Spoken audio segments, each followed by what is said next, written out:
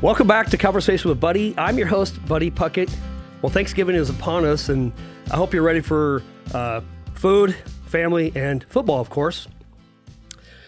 So there's this little enzyme in the turkey that makes you want to take a nap, if you remember. It's been a year. But there's a guy that I have here today on my podcast. He's been here before, and his podcast title was Never Miss a Day. So he's the guy that he's not going to be sleeping on Thanksgiving Day. He's still going to be working out, doing his thing. I have another guy on here today as well, so there's going to be three of us. He's been on the podcast before as well. His title was Don't Die Without Jesus. Little wristband here, you might remember. So I'm having you do is go back and maybe listen to those podcasts as well. So without further ado, I'm going to introduce my friend Jeff Laeng and Tim Mumma. Welcome, you guys. Thank you very much for having us. Yeah, absolutely. Dude, you guys are here. You made it. Absolutely. Yeah. I got to fix my chair. All right. Well, Jeff, it's been, what, a year and a half since you've been on? Probably almost 2 years. Yeah. I think it was September, August. So you and I really met. Yes. We've known each other, about each other, but we really met 2 years ago. Exactly. Yeah. Thanks to Emily, your daughter. Yeah.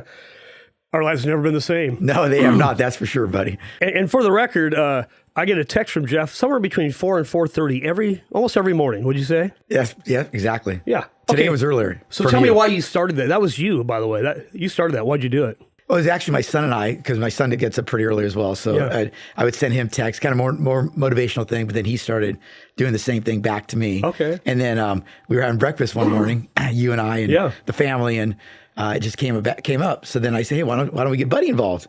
And I thought it'd also be a great opportunity for you to be kind of a mentor to Connor as well, to be able to have someone else in there that he can talk to and everything. And he's been very fortunate to have, people like yourself, and even Tim in the last couple of years, getting to know Tim and everything, and Steve Decker and stuff, just like that. Yeah. It's good for him to have people like that, other than his dad, to kind of encourage him. Yeah, your dad, I mean, you're obviously, you're definitely involved in his life, but sometimes parents can only go so far. We need people like Tim and whoever else to come along. So, well, how did you guys meet? So, Jeff, how did you meet Tim? Tim, you guys know each other for what, 25 years? About 21 years. I'll let Tim, I want to hear his story of how we met. Our Right, eyes Tim. crossed the room and we met. And You guys started dating 21 years ago. Whoa, hey, I'm not sure where this is going, but whatever. He's blushing too. You notice that, Jeff? I noticed that. He's blushing. Can we call it makeup? I need makeup. Wow, it was about 25 years ago. He was one of the first people I met when I moved to Dallas. Yeah. And I think it's I don't know if it was Whitney and Sydney, my daughters, who needed a loan. I think, or was it the Latip we were It was doing? Latip and Ken Kirby. Yeah. So we had this Latip thing going, and that was about 25 years ago. Pretty close, yeah. Yeah, because I've been with Cleavers over 30 years. So, and I don't know. We always stayed in contact. Jeff always writes birthday cards, and I know. I'm a mortgage guy. I get birthday cards from Jeff, which is really funny to me. And so I think it's cool, actually. You actually inspired me to do more of them. So Good. thank I you. appreciate that. Yeah. He's the only guy. I don't get any other birthday cards from mortgage people, but whatever. yeah.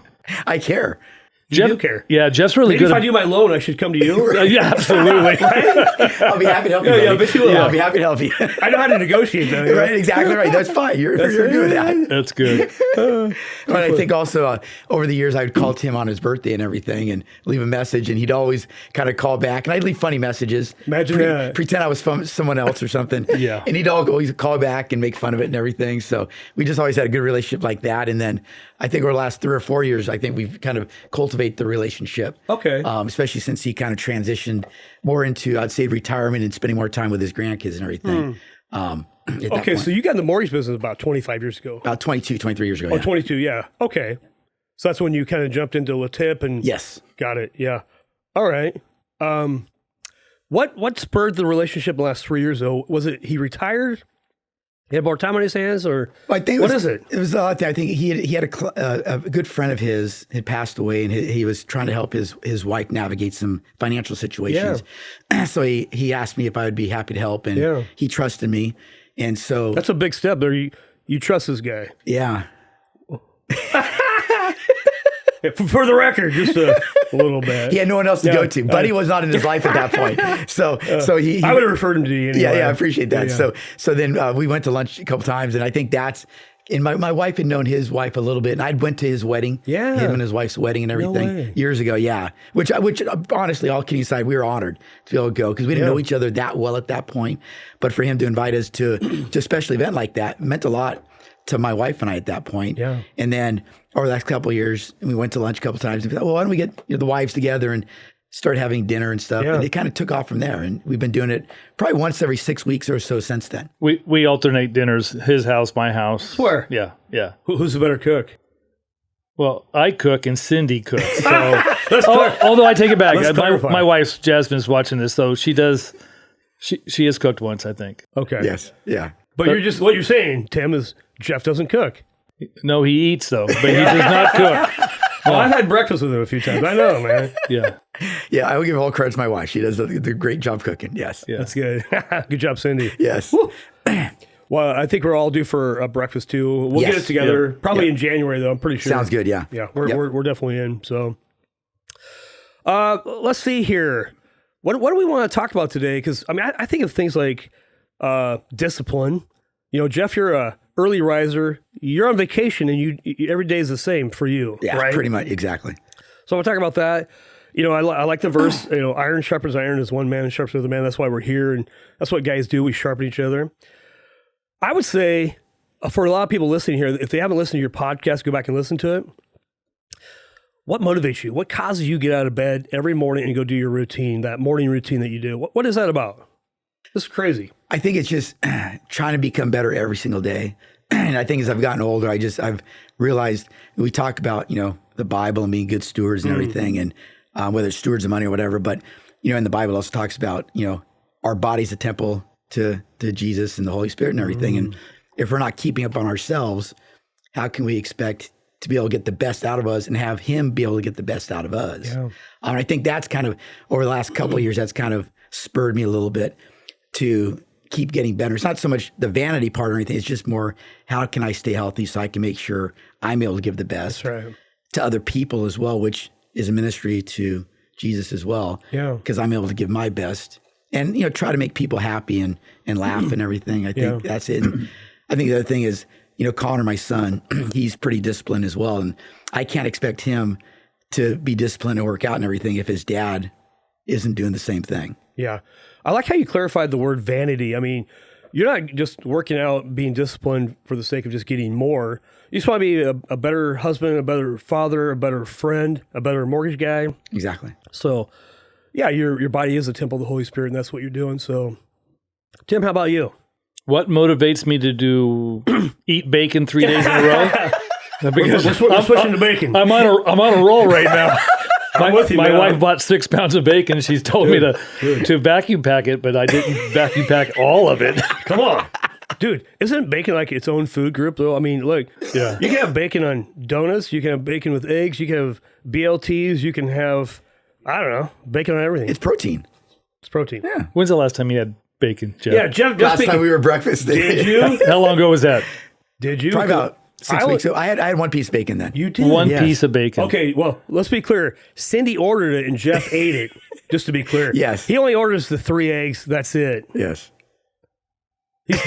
I'm telling you, he's disciplined. It's really hard to sit next to Jeff right now. I'm like 4 eggs and 4 pieces of bacon. That's what I'm getting. Yeah. Well, I'm proud of you for protein. Yeah. I'm you trying to trim down to 3 eggs and 3 pieces of bacon and maybe 2 and 2 or something like that, but I'll get there. Yeah, you're getting there. I'm the 80-20 guy. 80% of the time I eat well. And then when I go out of town or to a restaurant, I'll put sour cream on everything and bacon. Yeah. So, yeah. You have to treat It yourself. works for me. Yeah, you have to treat yourself. Sour cream is low with protein. So, I like the way you think. Yeah. If it's protein, it's good. It must be good. Well, it's dairy. It has dairy in it. So it's good. Exactly. Is since we alternate dinners every 6 weeks or so, you get to know what Jeff likes and doesn't like. He's picky, isn't he? Oh, his lips have never touched an onion. Okay. It's pretty much true. Dude, that's hilarious, man. No, Never touch the onion. That's funny. But was the question discipline? Yeah. What motivates you? Where are you disciplined? And maybe where are you not disciplined? Maybe that's the other. His discipline's right there. Yeah. Bold ministry. Yeah. I'm 65. Just you think about growing old, and I'm not ready to give up. A lot of people give up. So yeah, I just I think about my family, and I just I want to be there for them. There's people. A friend of ours just had an accident and passed away, and you never know when your last day is going to be. So I motivate because of the Lord. I haven't always walked with the Lord, and it's really changed my life. I don't know what that's like. What's that like? Yeah, well, I'm joking. Yeah, I know. I came late to the party too. Yeah, so. I always ask people in our church and other brothers in the church, what's it like to be born with faith? They always went to church. They always had I didn't grow up that way, so I know the difference with him, without him. Yeah. Well, first of all, I thought you were going to give him a hard time when he said, I'm 65. I thought you'd say something like, you don't look a day over 70 or something like that. I consider him 30 times 2 plus 5. So I don't really look at him as 65. Oh, he's a numbers guy, isn't he? He's a numbers guy. For someone of his age, he looks good. Yeah. That's good, man. That's good. Yeah. So you feel like the Lord's really, in the last few years, has really turned the dial up a little bit as you've gotten older. Like, the time is short. Right, we're redeeming the time. The time is short. Jeff and I are in our 50s. I think I'm a little bit older than you. And just a little bit. A little bit. Just a little bit. A little bit. Stronger, maybe. There you go. I don't know. Do you see the guns on that guy? I know. That's pretty impressive. Yeah. They're not that impressive. Well, you guys are talking about, what'd you say? Is that let me read the quote here real quick. You said, are those pecs or man boobs? So... Hey, we're going deep. What is he recording everything? Oh yeah, I type in every quote. Man, I want everything. I think it's time to bring a picture out. Yeah, we're talking about. I have a picture here. Where he started the guns. Oh yeah, this all started. I don't know where this picture came from. Oh, I don't know what that picture is. Dude, you're killing me. Who is that? Yeah, who is that guy? Yeah, that's not even the ugliest one. There's a better one. If Emily shared you with another one, he looks like Carrot Top in that picture, doesn't he? Little red hair. Yeah, I mean, if you really want to look at that, what a good-looking young man that guy was. Yeah. Okay, which picture is that? Yeah, I don't know. Someone gave that to me. Yeah, that's I know who did. It was Emily, and she loves to make fun of me. How dare her? Of course, we do that in our family anyway. Right, exactly. It's part of the culture, man. Yeah. If you're in our family, you're going to get made fun of. You can't have an ego because it won't work. No. And I also heard, I don't know if it's true, he has some famous dance moves, from what I understand. He knows how to dance, from what I understand. Oh, is that true? Yes. There's videos. That's not true. There might be some videos. I don't know about those videos, though. Yes. Yeah. So we're going to have to dig deeper on that at some point. Okay. Yeah. Yeah, I'll get Emily back. There's paybacks here, Emily. So, all right. So Jeff, since we last met 2 years ago, our relationship has definitely grown. We hang out, our families hang out, we grab breakfast, every 2-3 months or so. Yeah, exactly. It's been fun getting to know you, number one. You work in the same building as my daughter, and honestly, we laugh more about talking about Jeff than anything. It's like, okay, what's the theme Jeff's going to wear this week? Like I'd have to figure out, is it flowers this week? I don't know. This week we kind of stopped a little bit because they had Tuesday off. They decided to take Tuesday off for Veterans Day. Whatever. So, and they didn't really get into it on Monday. So I'm like, I'm not going to bother this week. So I'll start up next week. There'll be a what's the best week where they didn't figure out what you're wearing? I think one week was kind of more like squares and stuff.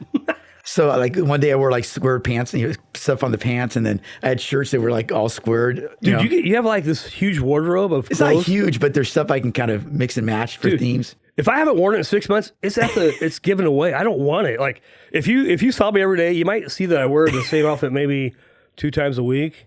Like I'm that guy. I'm pretty boring.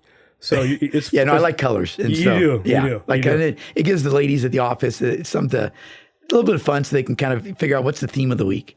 Or Emma's like, Jeff's trying to prank because he calls into the office and pretends like he's somebody else, and yeah, I'll pretend like I'm film a Kraken or or something else, or Dude, hilarious, man.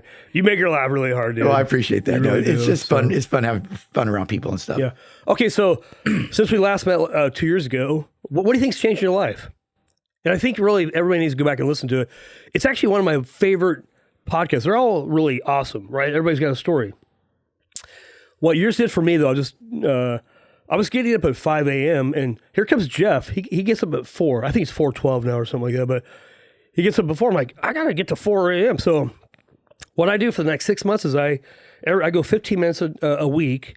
I get up 15 minutes early, 4:45, 4:30, 4:15 until I get to 4. And for 6 months, I get up at 4 a.m. I'm doing it. I'm doing the Jeff thing. But I realize I'm not having any fun. I'm really tired. My wife says I'm cranky. Why am I doing this? I don't know. So now I'm back to 5 and I'm like, I feel like I get to sleep in. What's interesting though, as I get older, I don't know about you, Tim, you and I are the older ones here. Jeff's still just a baby. I can wake up somewhere between 3 and 4:30, and I'm kind of in the habit. If I'm around 3:30, I'm just going to get out of bed. So like this morning at 3:45, which was cool because I'm thinking I'm going to beat Jeff up this morning, send the first video. And so I got up at 3:45. So what is that something, does that work for you, or what time do you get up? Well, I don't ever wake up by alarm. My theory is, like I'm backpacking, is I go to bed when I'm tired, and I wake up when I'm not, and I eat when I'm hungry, and I stop when I'm full. And that's how I live my life today. That's really good. Yeah, when I was working, I would get up at 4, 5 o'clock in the morning because I just couldn't sleep. Mm-hmm. I was kind of like Jeff. I wanted to get to work early before everybody else did. I just wanted a jump on my day.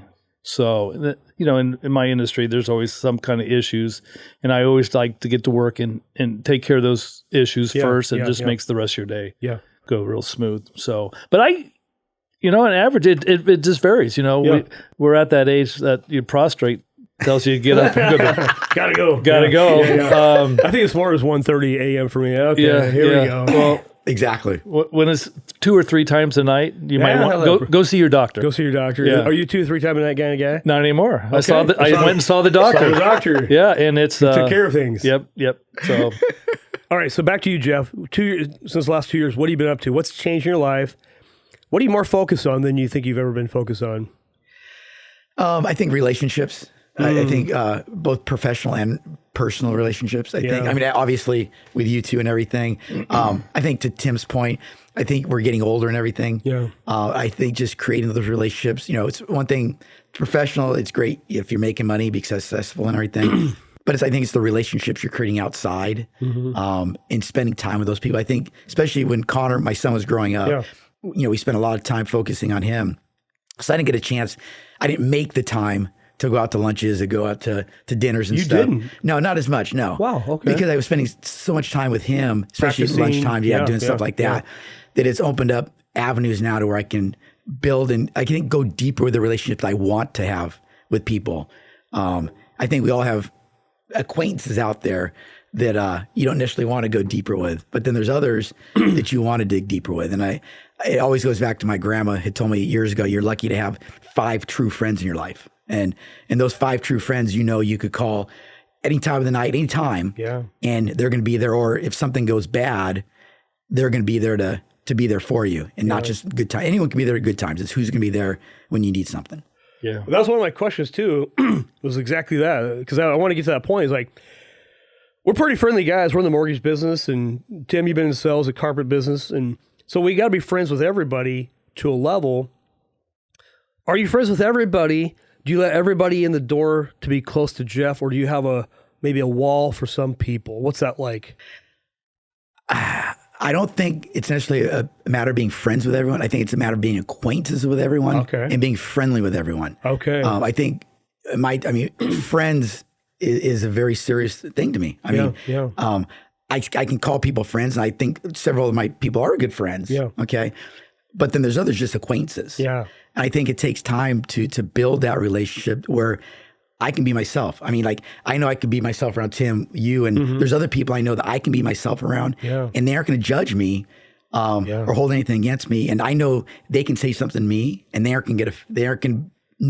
I'm not going to get offended by it. Yeah. Like Tim can say anything to me, and I'm not going to get offended by it. Yeah. And same thing with you. I think if you say something to me, I'm not gonna get offended, and I would assume you're not gonna get offended as well. Never. You just have to have, I think, build that relationship. And then the clients, the same thing. I think you guys, there's certain clients, there's a line, but then sometimes they'll cross that line, and okay, I know now I can say something else, and they're gonna be okay with it, or you can let things out. Got it. So Okay, so what would that would be the question is what are the characteristics that you see in people, probably men more than maybe women, but that you can open up to or you can't? Like what is it about them that you could say something? How do you test that? What's a question you would ask, like to maybe that first level testing to, hey, who are you? I don't know if I think it's just a matter of feeling the conversation, where it's going. And then sometimes they'll say something that will trigger me, like, okay, let's push a little bit further or something like that. Yeah. And usually, especially when I start to meet someone in person, I really try to find out about them. I don't necessarily want to tell them all about me. I want to find out about them. I think there's a quote is, people want to know how much you care before they care how much you know. Uh-huh. You can know everything about carpet, but until they believe that you care about their needs and what's best for them, what does it matter? Which is why you've lasted the mortgage business, because it's not about, hey, what's your rate? We can talk about that, but tell me about your family. Right. You're relationship driven. And that, I would say that probably wins 90% of the time. Yes. I think most people in sales, they go to, hey, I've got this rate, you got this program. And well, today it's so touchy. Yeah. Situations, faith, politics. If you have a D and R behind your name or in front of it, it's hard to go to those areas, and you kind of want to stay away from it until something is said or there's a little hint, or you can tell a lot of by a person by their bumper sticker, what's hanging on their wall in their house, what they wear. So you kind of want to probe a little bit more because you want to lower that fence. Yeah, and somebody told me one time that if they like you, they'll buy from you. In my industry, we all put the fuzzy side up. So, and there's so much competition. And with you guys too. Yes, but you guys too. I mean, Jeff's just fun and he's honest. And I mean, the guy gets up at 4:12 now, which is a little bit late from last 2 years. I'm beating him. This is sort of, man, I've got him, man. So every time we have dinner, especially his house, 5:45. We're at the house at 5:45. He pulls at 5:46 in his, Oh yeah, he's fully decked. I know. Yeah, but he works all day long. So he earns everything he gets. So it's funny when we go out for breakfast. I love to. I got a little lazy in the last few years just because of COVID. We could work differently. Not Jeff. Jeff's just he's working 12-hour days, and so I'm like, so in front of Cindy, hey Jeff, you gonna start taking Fridays off? He's like, buddy, shut up, Like, cut that. Don't even go there. Yeah, Emily tells me. You get me in trouble, buddy. Well, it's funny. Emily, my daughter, works in the same building. Is like, I left at 5:30, and guess who was still there? Well, I already know who she's referring to. Rena. That's Rena. We know him as Rena. Jeff Rena. And I get her on when she's late. I get on her. I tell her to get out of there. She doesn't need to be staying that late. Is part of that, Jeff? Is I got to be the last one to first one there, last one to leave? Is there any of that in you? Yes and no. I want to be the last one there, but also I know Emily's situation. She works hard and everything, and there is also a tendency when you're working for some people that they'll push the limits further and farther. And I've told her, you start staying till 5:45, 6 on average, or normally it becomes normal. They're going to expect that, and not that his current employer is going to do that, but that becomes the expectation. Sure, and then they're going to expect, and that's a norm then. And then it can be situations they take advantage of you. Yeah. Well, one thing I practice is, as an employer, I have people on my team that I get to employ, and I go, hey, it's like 3:00 on Friday. Why are you still here? They work till 5. Like, time to go. Like, you're free to go. If your work is done, you better get going. Like, because I want them to want to come back, not like, oh, he makes me work really hard. Never, man. I think we could use some reverse psychology. People want to work hard, by the way. Nobody shows them going, I want to see if I can suck today, right? Yeah. No one does. But if they don't like you as a boss, right? You talk about likability. If your clients don't like you, I don't care if you have the lowest rate in the world, they won't use you. Right. If your employees don't like you, they're going to leave. But man, if you can love them and help them and serve them, right, so much better. I think you do that well. Well, I think that I appreciate that. I think that's a big thing is serving. I think it goes back to the Bible. It's just this serving attitude. It's not about what I can get out of the situations. What can I give to the situation? And I remember years ago when I was with the Bose Corporation, I remember one of my district managers told me, there's two types of people in this world: those who suck energy from you and those who give energy. Okay, which one do you want to be? Yeah. Do you want to be the one that gives or the one that sucks? Because people don't want to be around people that sucks energy from you. And that's a really good question because he's actually pointing at you instead of going, well, Jeff, there's, suckers and givers, and which one do you want to hang out with? Well, no, he brought this back to you. This is all about you. You got to fix your attitude. Mm-hmm. So, Tim, what's your thoughts on that? Just, you started talking about a little bit of likability and, who do you hang with? What's your group of people look like? It's small now because I'm retired. Yeah. And I live up kind of off the grid, up on the hill. Home. Yeah. He's got a lot of friends, though. And he doesn't answer his phone, is what Jeff says. And I'd like to talk about that when you asked us to come up with a question. Yeah. And it's going to be my questions when we get to it when you're ready. But I'm ready. Men's addictions. Start, man. There's a bunch of them. I mean, there's drugs, there's alcohol, there's porn's huge. Yeah. But last time we were having dinner with Jeff, Jeff, hand me your phone, please. just give it to me. So everybody was kind of goofing around on their phones, and Jeff's phone was right next to me, and I grabbed it. And it was about 8:00, and he's about ready to wind down because he also goes night-night at a certain time too. Jeff, goes night-night. He does. He has these little coconut balls. I know his routine, man. Yeah. I've heard that routine. He's got these 3 little desserts that is made for him. He loves chocolate milk. Is this still chocolate milk? Oh, yeah. A little bit of chocolate milk every night. Just a little bit. Just a little bit before. Regular milk. Yeah, before he gets tucked in. Little night-night chocolate milk. Yeah. Jeffy. And it's about 8:00, and his phone's right next to me, and I'm like holding it. You think it's yours or... No, he gave me like a stink eye because I grabbed it from him. He was sitting over to my right, and I grabbed it. Of course, my phone's at home because I don't bring my phone anywhere unless I'm traveling, and then I leave it in my glove compartment most of the time. So I grabbed his phone, and he was kind of like, he looked at me with that stink eye. Stink eye. Yeah, and I said, hey, Jeff, so...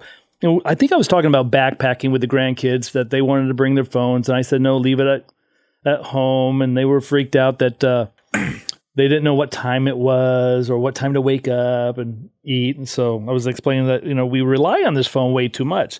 So I asked Jeff, hey, if I give you $100, can I take this home tonight? His phone. Oh, he started shaking. Oh my gosh. He looked at me like, oh, this guy's playing with me. But I go, I know he loves money. I think we all kind of love it. Another addiction. But I was serious. I was going to give him $100. I'm like, let me just have it for a day. Let me take it home. And he's like, no.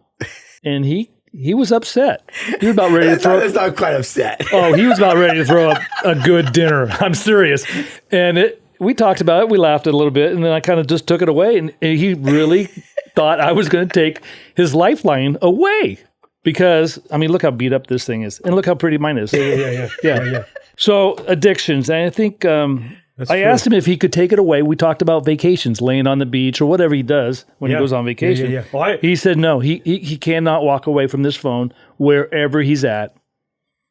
Jeff, is he confessing your sin for you? Well, no, that's not exactly true. I can walk away from it. Hey, remember what happened to Pinocchio? Look at this. Let me hold this until we get outside. There are times on Saturday morning when I will walk away from You're in the shower. You're stalking me again. I'm not as dumb as I look, okay? No, like when I take the dog for a walk, yeah. I'll just take him, not put my phone in my pocket. I just leave it. Because you're wearing running shorts and you can't carry it? I have sweats on or I have shorts on.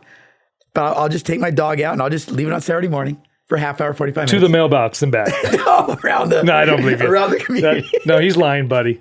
He's lying. Let's talk about cell phones. Hey, that's why Jesus died. Okay. He died for Jeff. For Jeff's cell phone addiction. Oh my gosh, it's Jeff, horrible. Is this true? Do you ever turn off your cell phone? I don't turn it off. No. Ever? No, I don't turn it off. I don't necessarily turn it off. Yeah. But it doesn't. What do you mean by turn it off? Though, like physically turn it off? Physically turn it off? No, I don't. No, I don't turn the power off. No, I don't turn it off. Okay, I'll just challenge you. I got a couple challenges for you. You guys up for this? Yeah, let's do it. I think Tim's on board. Yeah. So, about a year ago, Labor Day weekend. We'll just leave it right there. Yeah, just Can you guys see that? Yeah. A year ago, Labor Day weekend, I read a book called The 12-Hour Walk. You ever heard of it? Yes. I have not. So during COVID, this guy was a world-class athlete. I think he climbed Mount Everest. He scaled across Antarctica in a racing another guy. He's that guy. He's like Jeff 10X. right? Jeff's pretty crazy, but this guy's... Oh, he's way, yeah. He's a different level. So this guy and his wife during COVID were over in Manzanita. They live in Oregon. They had a beach house in Oregon. And one day he woke up and goes, hey, honey, I'm going to go for a walk. He left his cell phone and he walked for 12 hours straight. The 12-hour walk. He wrote a book. And so what's interesting, I've been thinking about that because biblically, to Sabbath is really a day that we set apart for the Lord. Basically don't work. And so John Mark Comer, one of my other favorite authors, he wrote The Ruthless Elimination of Hurry. Literally, besides the Bible, it's my second favorite book. Really. But he talks a lot about Sabbathing. Their family on Friday night at 7 p.m., they shut off their phones, they put them in the drawer, they have a family meal, they have ice cream and cookies, and they just, for the next 24 hours, they just Sabbath. They just pray, they talk, they walk, they sleep, they just hang out with nothing, no agenda. And so I've been challenged with that for the last couple of years, really trying to do that. I've done it one time where this thing's like, oh, okay, like it is an addiction. I will say though, I do turn it off every night at 10 o'clock when I go to bed, 10:30 whenever I go to bed. And then I wake up and at 3:30, 4 o'clock, I turn it back on. So I do that. But the 12-hour walk, the challenge would be, if you've read the book, have you ever done the actual exercise, the 12-hour walk? Not 12-hour walk, no. So a year later, I've been thinking about this for a long time. Labor Day weekend is on that Monday morning. I'm gonna do a 3-hour walk. I've never done a 12-hour walk. Well, I went hunting, but so I walked from 6:45 a.m. to 9:45 a.m. So I walked like 8 miles in 3 hours, but part of that whole deal is you leave your cell phone. You walk away from it. You're not on it. You're not listening to podcasts. You're just alone with the Lord. And I think the test is, we let go of the world and cling to God, because God wants our attention. Like he worked 6 days and he rested on the seventh. If God rested on the seventh, then he's showing us what to do. Yeah, we never do it, right? Almost never. So what would you say to that? It's a great idea. I know. Sounds good, buddy. He's lying again. No, when you're talking about that, I'm thinking about it. You were looking at your watch when he was talking. You look like Joe Biden. You were going, what? Do you notice that? He didn't have his phone. He looked at his watch twice. It's on film.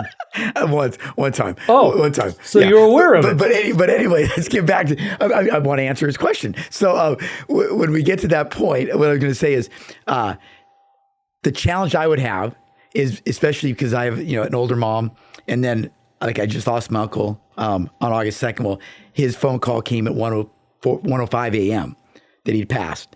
So if I turn it off from 6 p.m. or whatever, 10 p.m. to 3 p.m.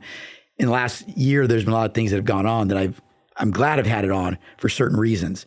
Not that I check it during those time frames, but it's just in case. And then usually like Cindy, or my wife or I, or one of us will not have it. Usually she doesn't have hers on.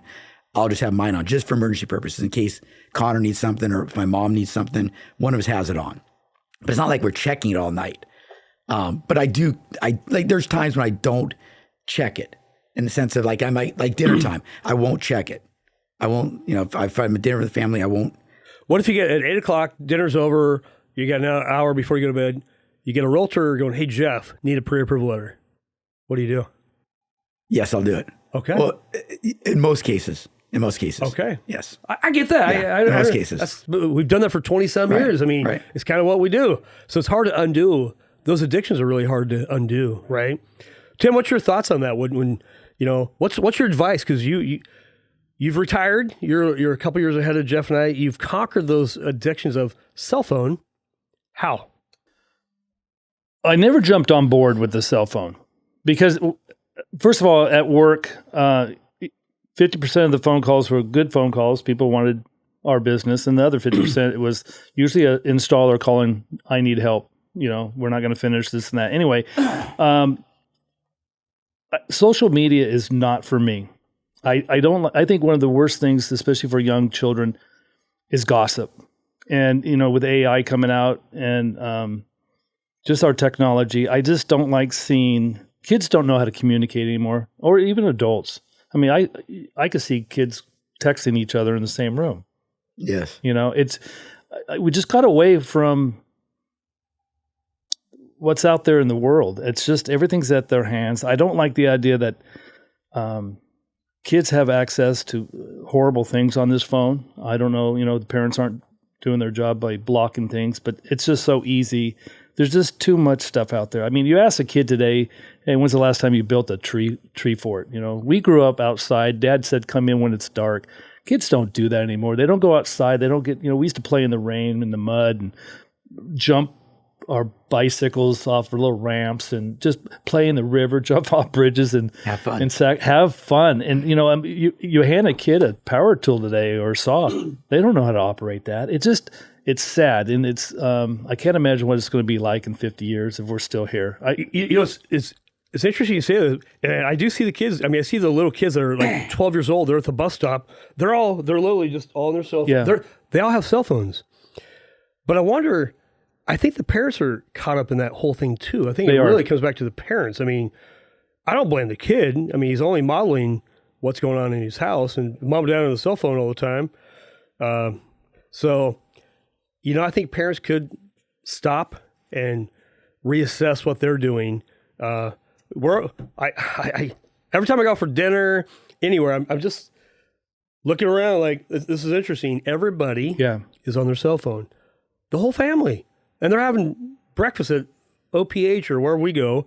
They're on their cell phone. What I used to notice too is you'll see some retired people having dinner, and they don't have cell phones, but they don't talk to each other. They'll go 45 minutes to an hour. That's weird to me. And I always said to myself or whoever I'm with, I don't want to be that person. Don't ever let that happen to us. And that's sad too. But kids, it's just a status to have these phones. I mean, kids are getting them at early ages or hand-me-down phones like I got. I think this is an iPhone 5 from Jasmine. Is it really? I was showing Jeff when I was waiting for you. My grandkids, I said, how do you turn the flashlight on? They go like, Papa. And they go, just ask your phone to do it. And it did it one time. Then I'm thinking, you can do that? I don't even know that. Come on, you're making me feel really good. But anyway, I don't carry my flashlight. Yeah. No. You guys talk to it nicer. Turn on my flashlight. Please.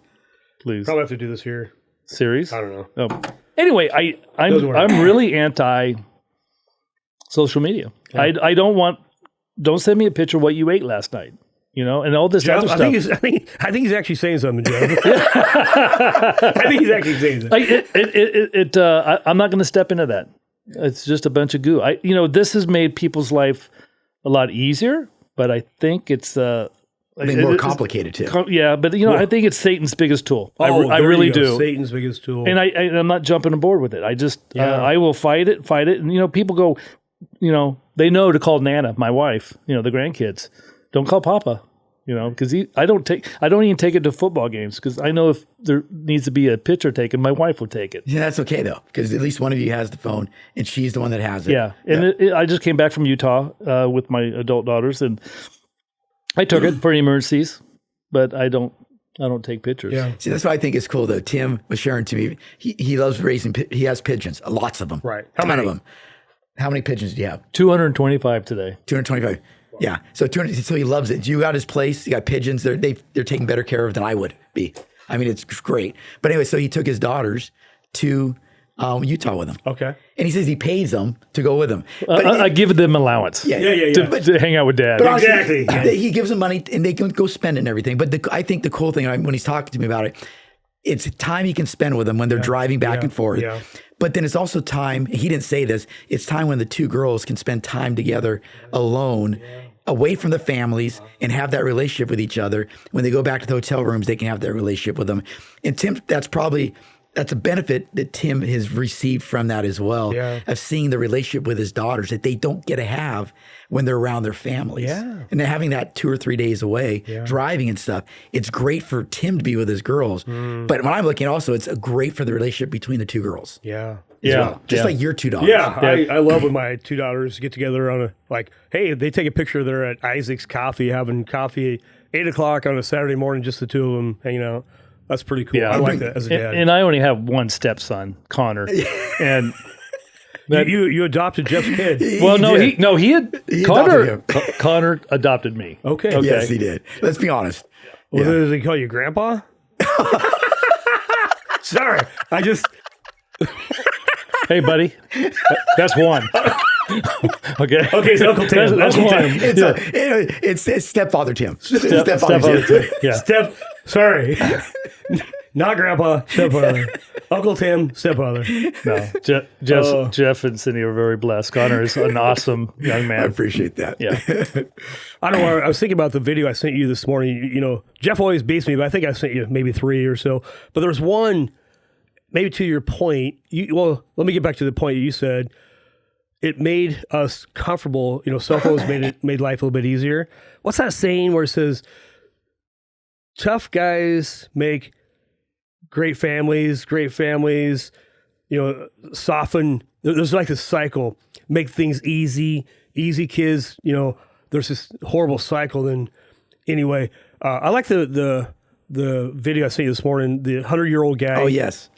He's like, yesterday is history, tomorrow's a mystery, and today's a gift. They call that the present.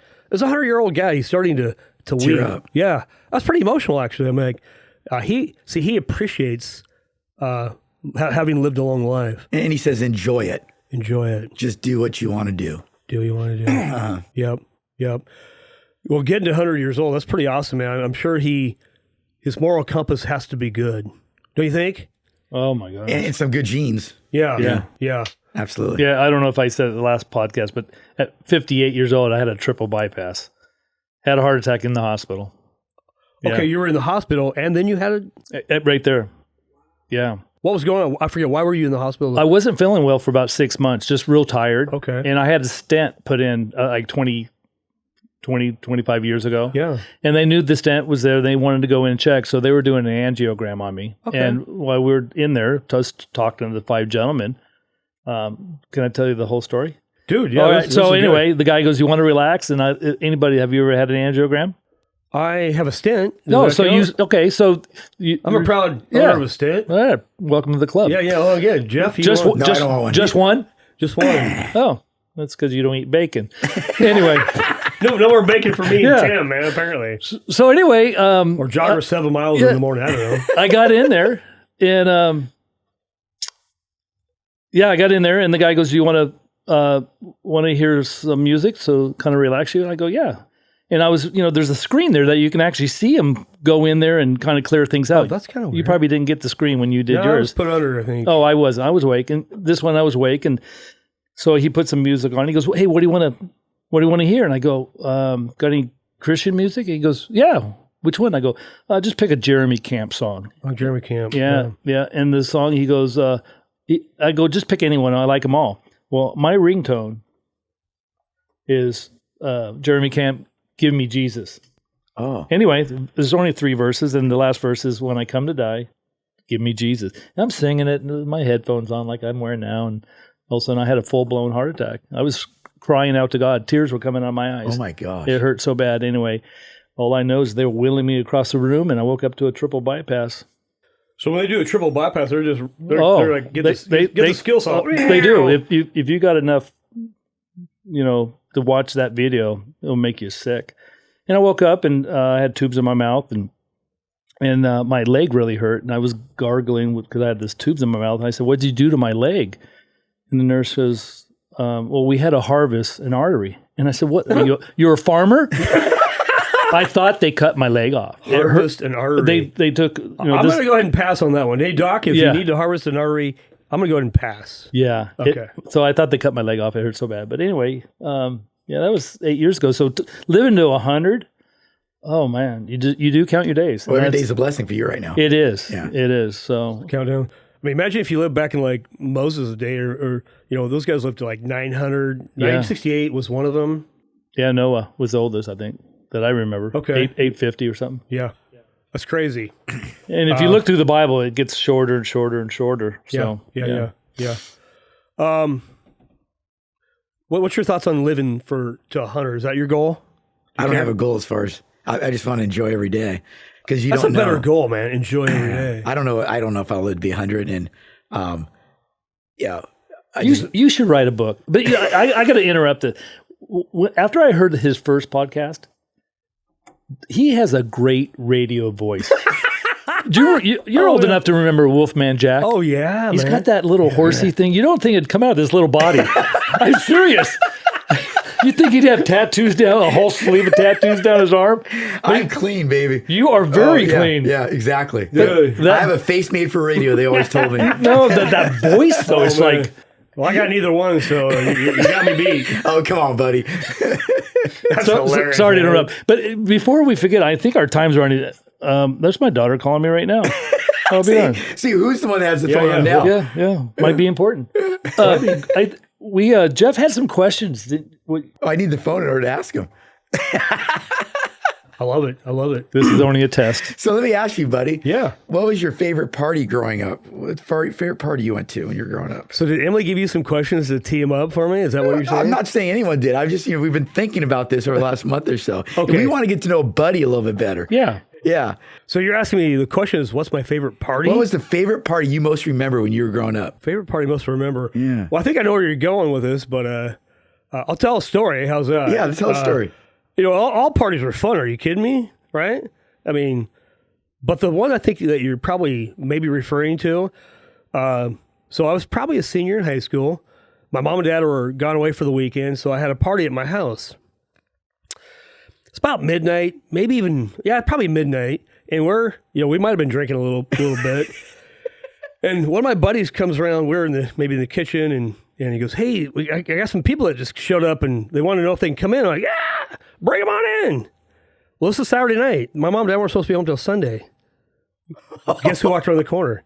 My mom and dad. I'm like, dead. But that's a memorable one. And oh my goodness, it was interesting. But we laugh. We can laugh about it today. I'm not sure what the consequences were. I don't remember. I'm sure there were some.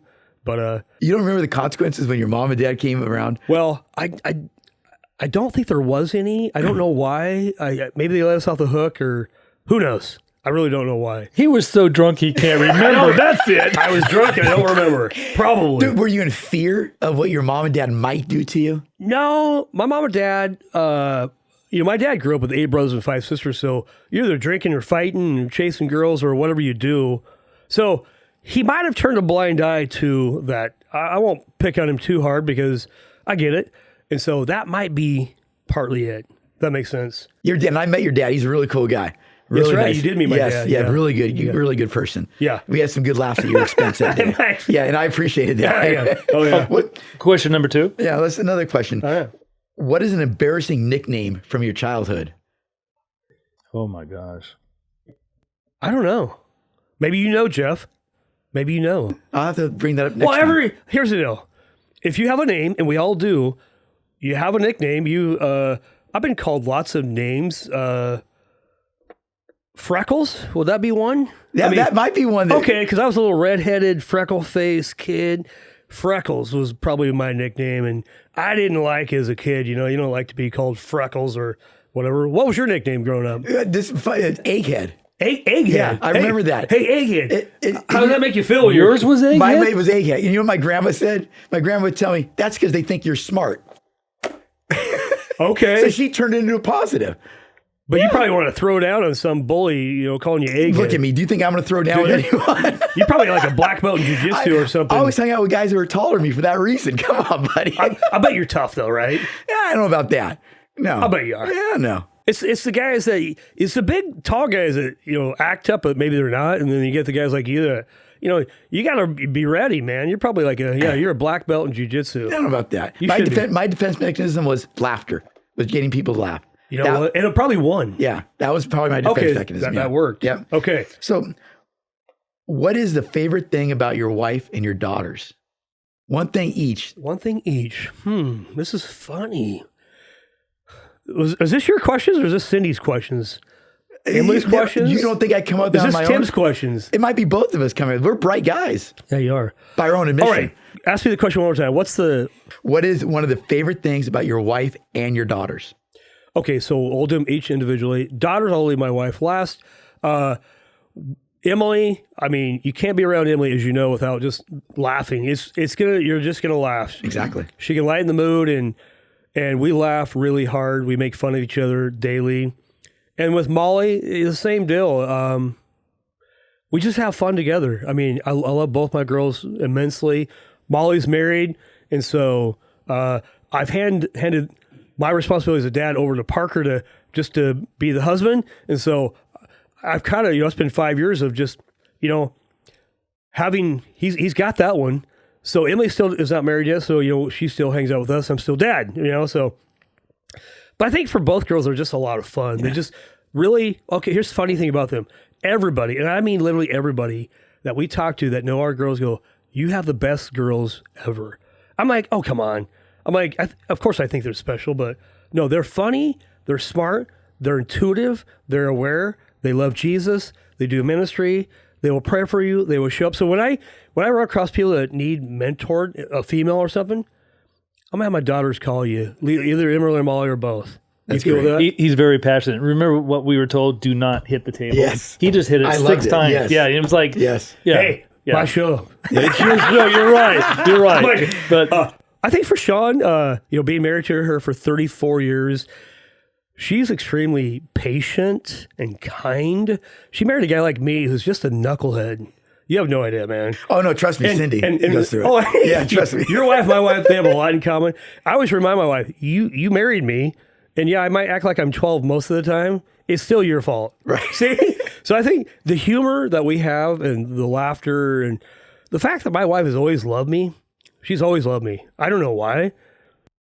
Well, there's a lot to love. Let's be honest. There you go. Yeah, yeah. There you go. But you're right. She is very patient. She's very patient. She's super kind and super patient. I'm impatient, man. I'm the most impatient guy I know. We all three of us married up. There's no question about it. But at the same time, I think they all struck the lottery with us.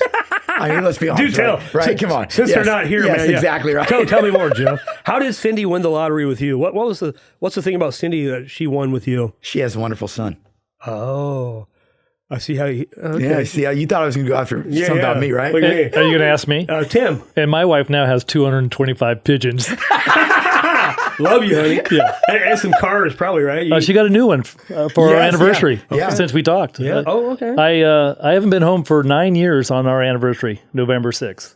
Sorry. Because you're showing pigeons. Showing pigeons. I used to elk hunt with elk camp over there in Eastern Oregon. Yeah. And then, so... what part of Eastern Oregon? Ukiah. Okay. Starkey. Yeah. So I found a 65 GT Mustang convertible. Put a big bow on it, and we're still married. What color is it? White with black interior.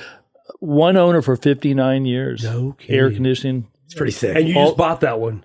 I just did since our podcast. No kidding. Yeah. What's a car like that cost, Tim? Oh. Or maybe you don't want to... He may not want to share that over the air because of his wife. Yeah. That's we'll keep that on the down low. We'll talk about that afterwards. Yeah. Thank you, buddy.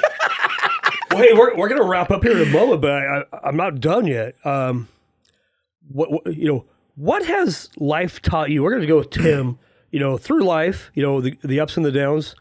Oftentimes, I always say that success isn't a good teacher, but pain is.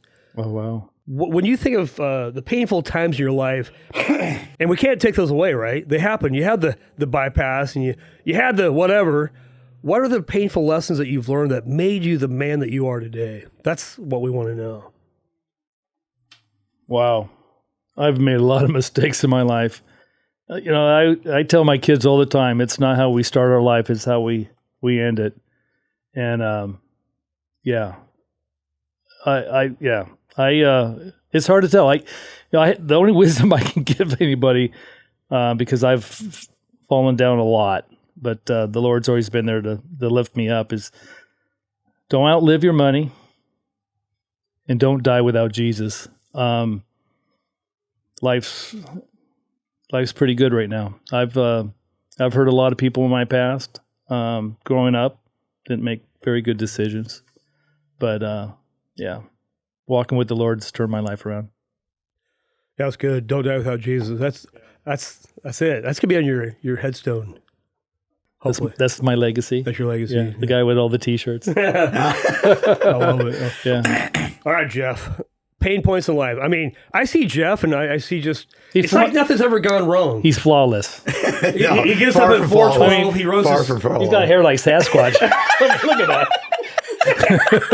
That's all that protein eats. I don't just let any man touch my hair like that. No. Well, you guys have been dating for what, 25 years? Oh my goodness Apparently, gracious, yeah. I mean, whatever. You guys, whoa. It was sick but intriguing at the same time, wasn't it? So he's that guy that you see. He's that guy that he's disciplined. He eats well. He exercises. He's like, okay, but where's the pain points in your life that have shaped you into who you are today, Jeff? What do you think?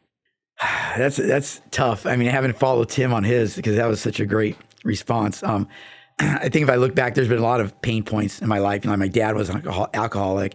We had a fractured relationship. My mom and dad got divorced, and so we didn't really see each other after I was probably freshman, or probably senior in high school. Not because I didn't want the relationship, it's just the way it worked out. But he was an alcoholic. And so that really kind of drove me away from not wanting to have anything to do with alcohol because I saw what it did to our family. And his dad was an alcoholic. So it was just going generation to generation. So I didn't know it at the time, but I was going to be the one that broke that chain for my son. And I don't think I haven't had a drink, and I don't think I've ever had a drink around Connor at all. Or haven't had alcohol in the house.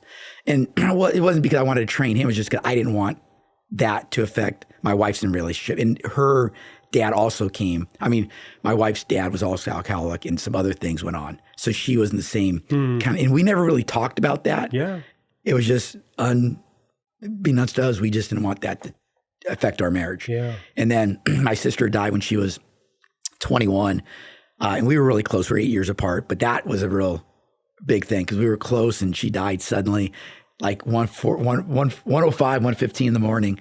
And I still remember it to this day. I was in Woodburn and stuff, or no, Wilsonville.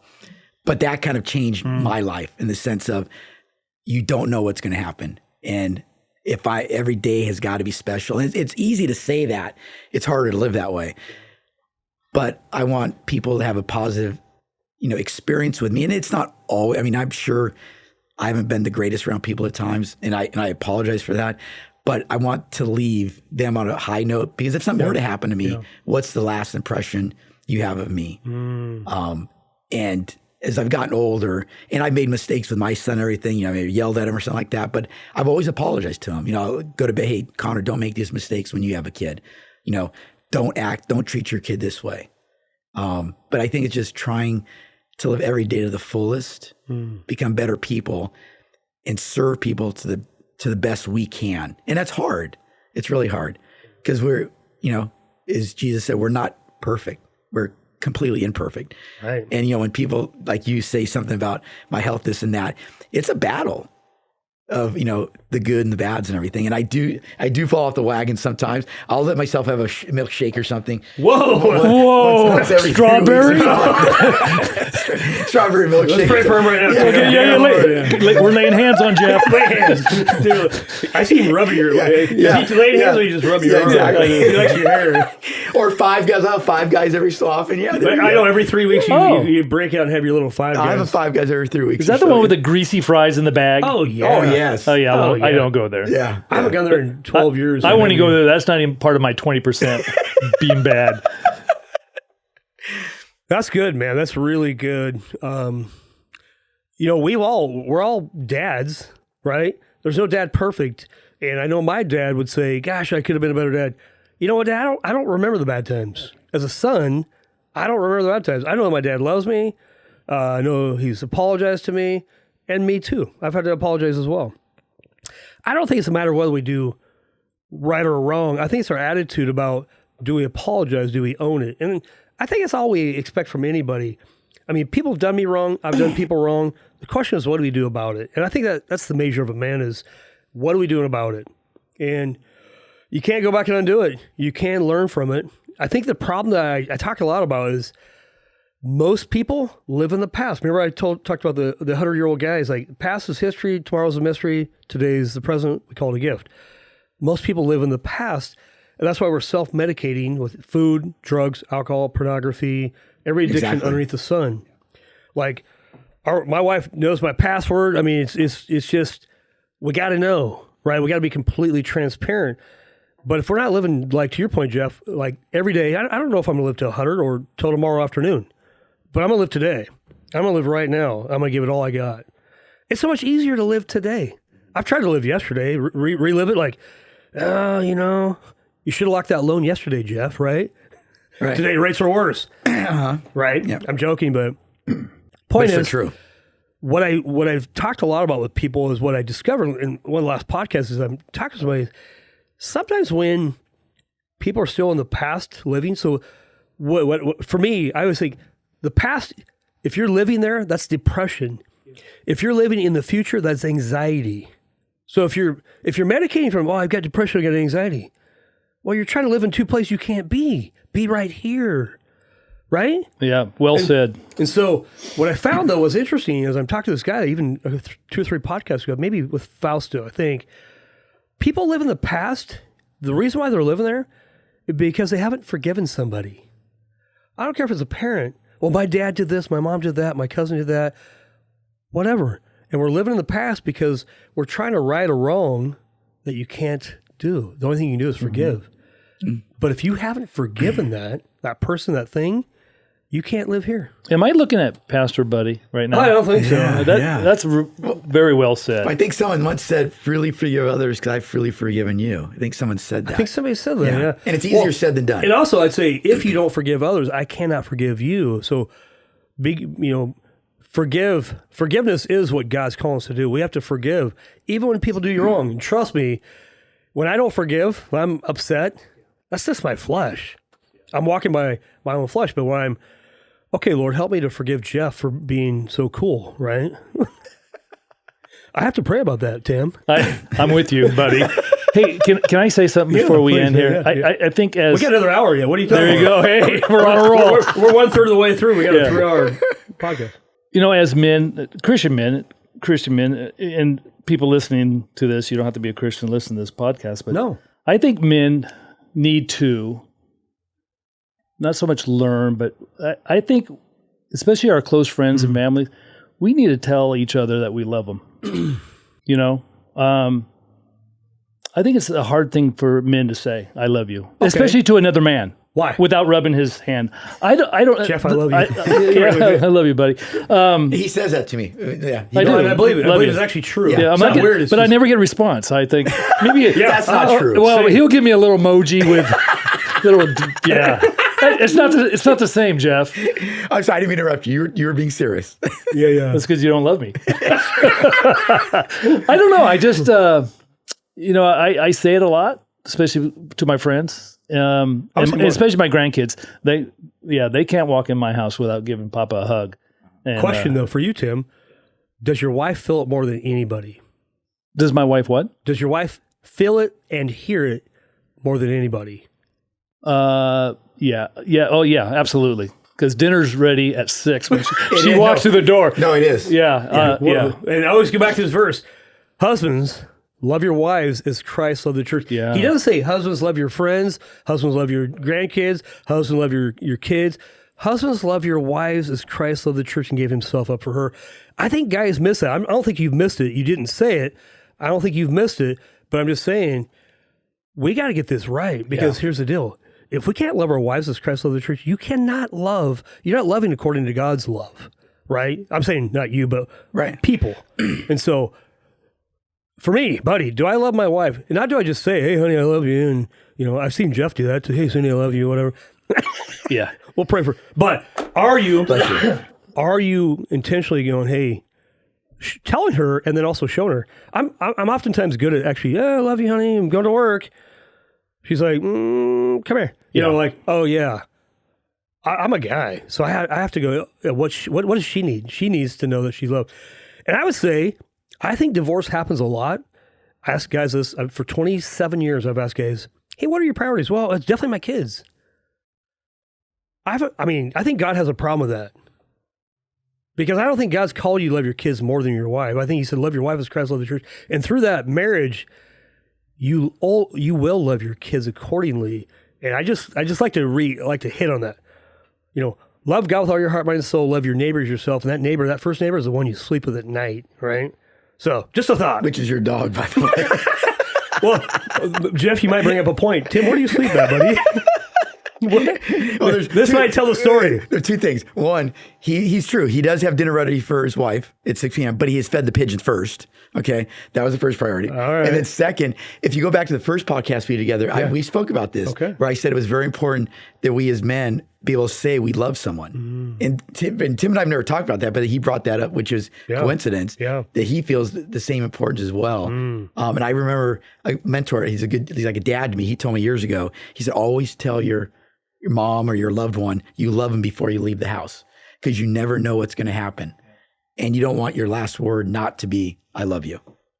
It's a good word, man. I adore my wife. I think how I could make her life a little easier each day. Yeah. Yeah. And it's fun doing it. So he invites me over to make her life a little bit easier. Jeff, that's Jeff's a bellyache. And he makes us look bad because now we have to go buy our wife a nice car on our anniversary. So he's set it up. Yeah. Well, I like that you bring up the word love. And do we say we love each other, to our wives, our kids, and our grandkids, and our friends? I mean, look, hey, love you, man. I'm glad I saw you today. Love you. Like, my dad and I do that. My sister and I do that. My wife and I do that. My kids and I do that. If I'm here, hey, if you're a brother, I love you. I love you. And that's not weird. If you think that's weird, then we're probably not brothers, but I'll still love you, right? How do you love, how do you love? What's love look like to you? Well, I think it depends on who it is. I think the way you treat someone, the way you speak with someone. I mean, we can, like our wives, we can love them, but we may not speak to them appropriately at times too, or show them the patience that they deserve. And I'm. Are you confessing your sins, Jeff? Well, I mean, I don't. Cindy, Jeff, go ahead, Jeff. I'm trying not as patient with Cindy as I should be at sometimes. And sometimes that's because the way, when something's gone at work or a tougher day or whatever it may be. But I have to take a step back and listen to what she's saying too, which I may not be the best at times at that. But I think it's showing them. And then my wife is having a son. You guys don't have sons. Well, you do. Stepson, Connor, yeah. And Tim kind of jokes with Connor about this, but it's how if I treated Cindy that he should be treating his girlfriend. So like he's modeling you. Yeah, exactly. So I've always bought Cindy flowers. Spur of the moment, I'll go to Costco, buy her flowers because it's more affordable. But don't you have to drive into Salem and spend that gas and time? And no, because I'll be coming from somewhere. So it's even more special too. He won't take a special trip. Yeah, no, I have before. And then, but also just stopping by the house. Like if I'm going like over to Mama's or something, I'll just stop by, say hi, love you. Yeah. But those little things. Good, man. But Cindy's told that to Connor. That's what you need to do for your future wife when it may be. Yeah. It's the little things that mean a lot more sometimes than the big things. Well, yeah, let's get that one right. It's kind of like, I like the saying, if you eat an apple a day, you keep the doctor away, right? But if you skip all 6 days and you eat 7 apples on the 7th day, it's not quite the same thing, would you say? So what you're saying, it's the little things. It's the little note, making your wife coffee in the morning. You make your wife coffee? No, I do not, because I don't know how to make coffee, to be honest with you. All right, I'll be honest with you. It's a waste of good water. We'll do a little training on how to make coffee, But, dude, that's good, though, that you're doing the little things, because at the end of the day, that's what matters. Yeah. I could do better. If tomorrow you're going to die, what would you do different today, right? I try to ask somebody, okay, I am dying, by the way. Yeah. You're dying and you're dying. Yeah, we're all dying. We're one step closer to the grave. What am I doing today that makes a difference? I remember sitting down with my pastor years ago, and I said, hey, because I really want to know, how do you love your wife? I mean, because I'm a guy, she's a lady. We work, I'm driven this way and she's driven that way, and we're meeting in the middle. How do you love your wife? And you know what he said? I get up every day. I try to figure out how I can serve her that day. That's it. Serve her in the way she needs to be served. And first of all, we have to know what their love language is, the 5 love languages book. And so, again, albeit not perfect, it's getting better. We're getting better. Hopefully God's still refining us, but we're not perfect until he calls us home. So, guys, this has been a lot of fun, man. I love hanging out with you guys. The whole iron sharpens iron. Let's leave this here. What's maybe a recap, or maybe one last thing, Jeff, you didn't say that you wanted to say? I love you, man. I love you, man. I was just going to say, I love you, man. I love you. No, I appreciate being here with you guys and taking this time, getting to know you guys better, getting to know a couple things about you, being able to flip the script on you a little bit. It's those little things that we can learn from each other and makes us better people, but it also creates that human interaction. Yeah. And learning something else about you. Yeah. and not you opened up, and we're not going to judge you for it. Yeah. I mean, well, I would say judge away. Yeah. I'm like, we will on the way home. We will. You just won't be involved. Yeah. I would call him, but he's not going to answer the phone. That's true. We're judging you too. Yeah, but I'll leave a voice message saying all the judgment about Buddy. Yeah. Dude, it's hilarious. That's hilarious. Tim, any last thoughts, comments? Maybe you didn't say that you want to say that. Maybe leave our audience with to think about. No, caught me off guard there, but. I'd sure like to do it again in another 6 months or a year and see where we are in life, Yeah, I agree. Hey, Connor wants to join us one time. Oh, that'd be awesome. Yeah. Connor's sitting right here. Connor, when you get home, in fact, we'll do that. Yeah. All three of us. That's my boy. I've had, I think this year, like 171st podcast. So we've been doing it for a little over 3 years. Congratulations. That's awesome.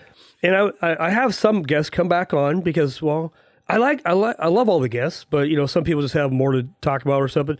I had my buddy Matt Massera on last week. He actually brought his wife too. So I've had him on twice and one time with his wife. And so that aired this morning, but let's have you guys and Connor come back and we'll bring Connor to this. We'll kind of rip on him a little bit too. I'm sure we can do something, right? Tease him. Oh, we can. Oh yeah. And we'll ask him, who's your daddy? Connor, who's your daddy? Who's your daddy? Yeah. Who's your daddy? All I can say, if he's listening to this, who's paid for your college? Who gave you 12 shirts? And a couple wristbands. Sounds like you guys get shared custody here. And he's made him look good in front of his girlfriend's family and his friends. So Tim has done that. I haven't done that. So Connor, you got shared custody here between your two fathers. So. Checks in the mail, Connor. Checks in the mail. Who's going to give him carpeting? Yeah, that's true. Oh, you suck, Jeff. Oh, man. Well, hey, it's been a lot of fun hanging out with these guys, and I hope you've enjoyed this. And remember, iron sharpens iron as one man or woman sharpens another man or woman. It's good to get together and fellowship and laugh and have fun and be vulnerable and transparent. Like I've always said even to my wife or my daughters, I'll tell you anything you want to hear. You have to be prepared for what the answer is. But let's be transparent. Let's don't live in the past. Let's forgive whatever we need to forgive.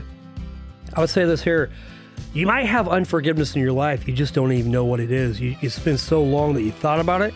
I would say this. Pray about it. Have God share with you maybe some of those areas that you're struggling with that you didn't even know. And if you're anxious, stop thinking about tomorrow. I mean, God says man plans his steps, but God directs the paths. Yes, we're supposed to plan out tomorrow, but we're not to tomorrow yet. We're not going to live there. We're going to live in today. So today's a gift. Live it today. Happy Thanksgiving, and we'll see you next week. Thanks so much.